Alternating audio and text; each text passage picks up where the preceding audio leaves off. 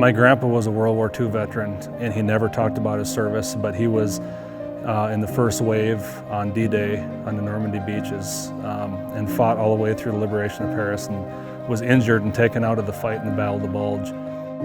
We thought it was important that as the greatest generation dies off, that we preserve their history and teach the younger generations what the older generations did so they could have the freedoms they have today. The P-40 and the Wildcat, the one back there, the Navy had that when we entered the war. Okay. And the Air Corps had this when we entered the war, and they made these all the way through the war. Harrison Smith, in our opinion, is one of the best all-time Vikings. It's fun to see someone who has an interest in aviation of his caliber, and it was fun to show him around the museum today. This whole place is way more than I could have imagined. It seems like there's, you know, a piece of every bit of the war, every theater, you know, all the types of bombers and fighters that flew. You know, you got Jeeps, you got a tank, you got all these different vehicles, and everything's actually operational, which is unbelievable that all of this is here.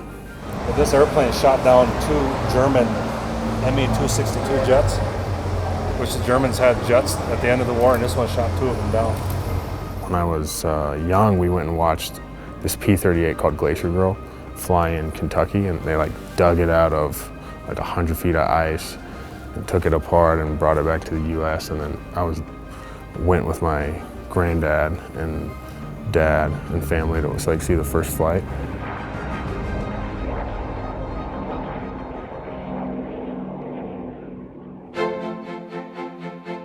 I think he enjoys airplanes, and I can tell he knows about these fighters by the questions he's asked, so he definitely knows a little bit about them.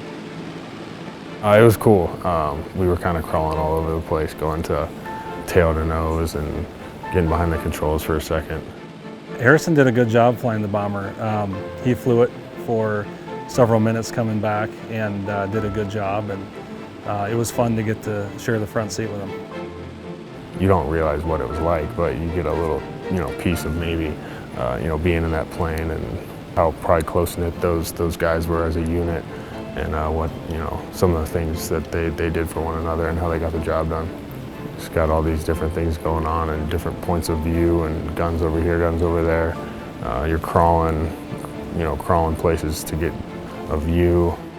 It was fun to have a Minnesota Vikings player here, especially one that shares the aviation passion, and you know, being a diehard Vikings fan, it was fun to spend some time with one of them.